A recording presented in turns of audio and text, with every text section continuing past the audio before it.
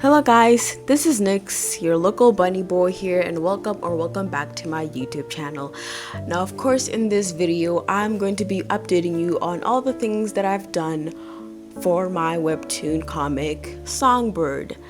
Now I'm just gonna list them off. I've done the main 3 character designs for the first chapter because, gotta run through them, and it was pretty easy to get them done. I feel like the hardest part was doing the side profiles, but you'll see later on. I've gotten the title done. I've also gotten the thumbnails done, both the vertical and square format for the webtoon. Like when you see it on the webtoon before you click, you see like there's either the vertical format or the square format. And I've already kind of registered the webtoon in itself, like made a faux episode. It's not an actual episode because I'm still working on the first chapter, because there's a lot in the first chapter.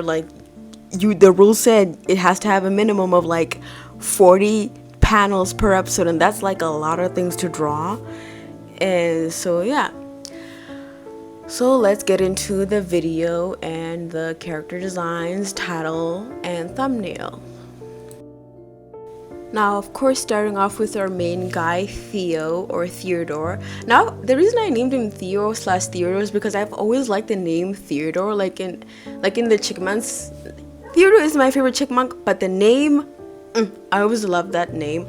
Unfortunately, the CLIPSTUDIO didn't capture the first part of the drawing, which was the full body, but it captured everything else. But yeah, this is Theo's full character design. I wanted him to have teal hair, but I didn't think that would work that well, so I just gave him a bluish, with a purplish tint. At least to me it has a purplish tint type of hair. Fully brown fur and brown eyes. I'm sick of those blue-eyed main characters. I feel like we need more representation for other eye colors in comics and just shows in general. I feel like some shows do have characters with more different eye colors, but I see a lot in webtoons characters always have the most unique eye color ever, except for furry comics. They sometimes tend to veer off that trope, but a lot of webcomics will have characters crazy unique eye colors. So it's as somebody who has brown eyes, and not just brown eyes that look like the abyss, dark brown eyes, I just wanted to add that to my main character, because they don't have to be super physically unique in terms of their features to be a main character. I feel like the thing that makes him the main character is kind of his hair, but he dyes it and bleaches it, which probably isn't good for it. But yeah, that's my boy Theo. Now for a little bit of bad news, the next character's design didn't get recorded because I forgot to click the button, and I didn't know that there was a preset where you could click it when you make a canvas, and you can auto tick the box and it just auto records. So I'm just gonna talk a little bit about Link's design. For Link, I just wanted him to look like a gray wolf. That's it, just a gray wolf. He has blue eyes, but that's it. And I feel like his features are very important to the story because I have to make his features look a specific way for a specific plot that I want to play out in my story. So I feel like if you pay attention to I don't want to spoil it, but him and I don't know, his features play a very important part to the story. So I feel like if you notice it, you will notice it. How animators put little hidden details about the characters here and there, Grunkle Stan with the little, not back tattoo, was a burn mark from the thing he got from fighting his brother. If you they kept hinting at that whenever he had his tank top on, some things like that. But obviously it's not that deep. It's not a fantasy story, so it's not that deep. I wish it was that deep, but right now I'm trying to ease into the comic scene by just writing a simple romance drama. It's not that simple, but it's simple, but I also still like it because I do have fantasy stories in mind, but they're too complicated and there's still things I need to figure out about them before I put them in production, quote unquote. One of them, super excited about, but goddamn, I can't talk about it right now. So let's just get into the next character. And now getting into the third character designs for chapter 1. And the same issue happened here, but I managed to catch it when I was doing the colors and press the record button during the coloring stage. Now, I feel like kind of off about her color scheme. Now, this is Kara, basically the boss, like CEO of Nova Star Entertainment, which is basically the company running the competition that Theo is a part of, and also the company that hired Link to draft up like the competition contracts, and also like because he's like a copyright lawyer that works mainly with like musicians, authors, you know, like copyright stuff. You know what I mean? Things having to do with media. That's the things he mainly works with. Now, the thing I'm not sure about her colors and her like design in general is the fact that they look like she stands out too much, but I don't know if that's a bad thing or a good thing. Like, I don't know, to me personally feels like she stands out too much, so maybe I might like lighten her hair or something to make her like kind of not stand out but still stand out in her own right. But I kind of like her design either way. I'm just not sure about it. But yeah, that's Kara, the main CEO of the not the main CEO, but the CEO of the company that Theo is a part of and stuff like that. And now here's an extra thing that I did. Obviously, it's not important to the main thing of like making the comic, but I really wanted to make like a fun, like exploratory page for Theo, like kind of just drawing him, figuring out his colors and all of that.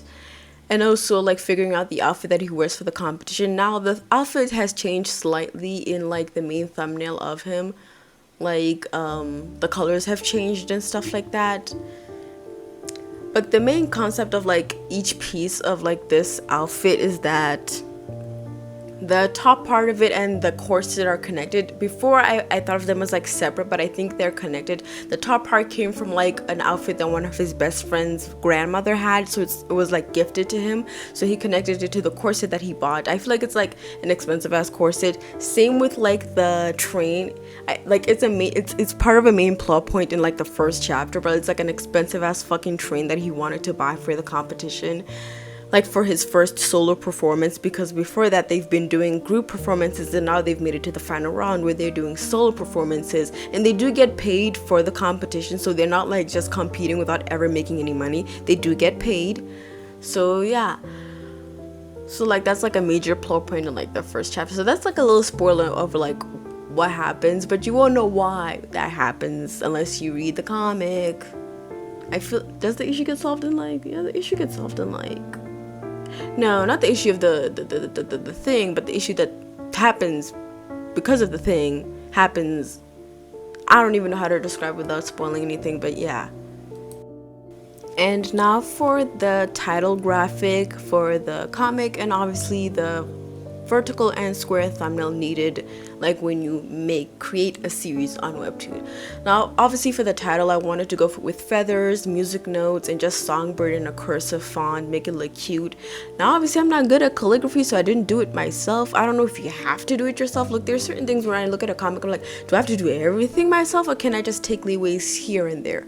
Sometimes I feel like you can take leeways and sometimes you have to do things yourself, but like I really liked how it turned out, and I feel like it's like my most favorite thing for this. And now going into the square and vertical thumbnail. Now obviously I drew like original art for it. Obviously, where else would I get the art? But I really loved the process of this. Obviously the most difficult part was drawing the hands. Like for some reason I drew the hand pose, like the reaching out hand pose, before on a different character a while back for like Mermaid, and I was able to do it without like much reference, and it turned out great. But for this one it was super difficult, so I had to take like a reference picture of my own hand to do it, and it turned out great. Same thing with the hand holding the microphone. I guess because I'm a little bit rusty when it comes to drawing hands. Like obviously in terms of drawing, I'm really, I always like get back into it. Even if I haven't drawn for like 2 weeks, I'll still like get back into the swing of things and still be able to make a good drawing. But I feel like for hands, if I don't do it for long enough, I'll kind of lose that ability, and I'll kind of be like not on the same wavelength that I used to be when it came to drawing hands. Now, like, I feel like the hardest thing about this drawing is the fact that obviously I'm making a full illustration in CLIPSTUDIO again after a long while of not doing that, and it was kind of like interesting, fun, but also hard getting back into the swing of knowing how to use files and layers and effects and all of that in CLIPSTUDIO. But I still enjoyed it, and it was also hard getting used to like my tablet, because my tablet has like a matte film on top of it, so when you draw it feels like paper. It's completely different than the tablet of like my iPad, which has like a smooth, which has like a, I guess, a glossy smooth screen protector, which I've gotten so used to drawing on that and really fast. Like for some reason, because of there's no resistance on my iPad, I draw really fast on it, that when it came to like translating back to my XP pen tablet that has a more like grainy, like almost like matte texture to it, it was very difficult to like for my hand to adjust to that. Like the fact that I had to be a little bit slower in a sense, and my speed was reduced. I don't know, it's just like ugh. And also the fact that I use different brushes for line art, so obviously my art will look different in each program. Like the line art that I like using in CLIPSTUDIO Paint / on my computer is like an airbrushy no, it's not airbrush, it's like a paintbrush type texture. It's like very smooth, airbrushy, soft around the edges, whereas on my iPad the type of line art brush that I like to use is very crisp and crunchy, very much giving chalk. I think it's like a chalky type of like texture for the pen. So like I don't know which one I should adapt to what. Like should I try and adapt the line art that I do in CLIPSTUDIO to Procreate or vice versa? I don't know. I really don't know.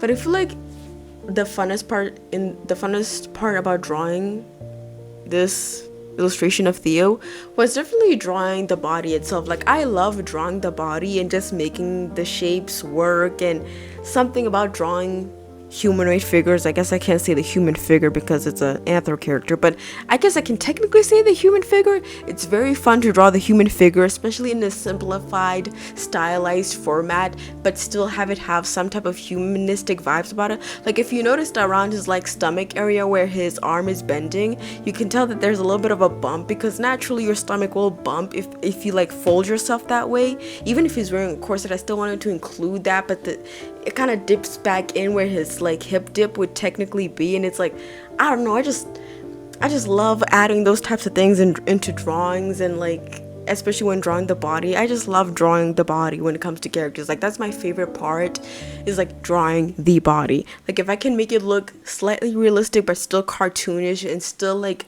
I don't know, just pleasing to the eyes, like very pleasing to the eyes. And another thing I also did before getting into this drawing was download the Ice Cream Man lasso tool fill-in. I don't remember the name. I'll probably post like a screenshot of it up right now. But like that thing is a godsend. That thing is really useful, and I thought it wouldn't be useful for the type of brush that I used for line art in this piece, but it was still useful. Probably seen me use it already, but like it was super useful, so I can't wait to use it for my comic. But the one thing I'm not sure about when it comes to my comic is the type of line art to use. Should I use the same brush that I've been using for all my illustration when I'm on CLIPSTUDIO, or should I use a completely different brush that's more suitable, I guess, like one where I can just make one line and move on? I feel like that would be better, but I just don't like harsh lines. Like I don't like hard, rigid, harsh lines when it comes to art. Like I just don't like them. I don't like them. I don't. So like it's a challenge. Like I want to make my comic in the most efficient way possible, because there's a lot to do, but I also want to make it look nice. Like I don't want to just draw a bunch of things, then line art it all, then look at it and be like, ugh, the line art is gross, then feel the urge to redo it. So it feels like I have to make the right choice. Either I pick a line art that's gonna take me a while, like relatively like a bit longer than most, but still gonna be easy to execute, but at the end of the day I'm still gonna like it and like the look of it, or pick a line art pen that's like faster, but I might not like how it looks at the end, and I might just get the viral urge to just want to redo it, because I want to basically make the 3 episodes and then obviously make 3 to 4 extra episodes after that, and I don't want to redo it. Like the thing is, some people are like doing it for the contest, but if they win they'll redo the comic. I don't want to do that. I want to make it right from the get-go, and obviously if I have to make small little edits here and there afterwards I will, but I want to make it right from the get-go and then like do my little edits here and there later on. But other than that, I want to have everything like down packed, down, nicely packaged, and like ready to go type shit. You know what I mean? If I win, I want to be ready to go, you know? I don't want to be like sitting there be like, oh shit, I won. Now I gotta make a bunch more episodes and I don't have any backlogs, you know? Type shit. I just want to be done with it and then be pumping them out. Like have a backlog of like work done and stuff like that. And also, yeah, I feel like, yeah, that's all I have to say about it.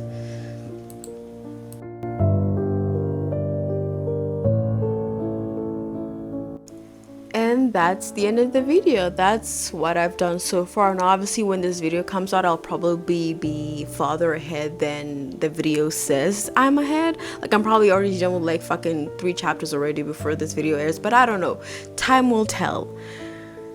But obviously I'm not going to show you the chapters much. Like I'm not going to show you much of the chapters. I don't know if I should show the process of the chapters, but I feel like I should. But only like snippets here and there, not the whole thing. But thanks for watching the video. I'll catch you next time on the next Webtoon vlog. I'll see you next time. Bye.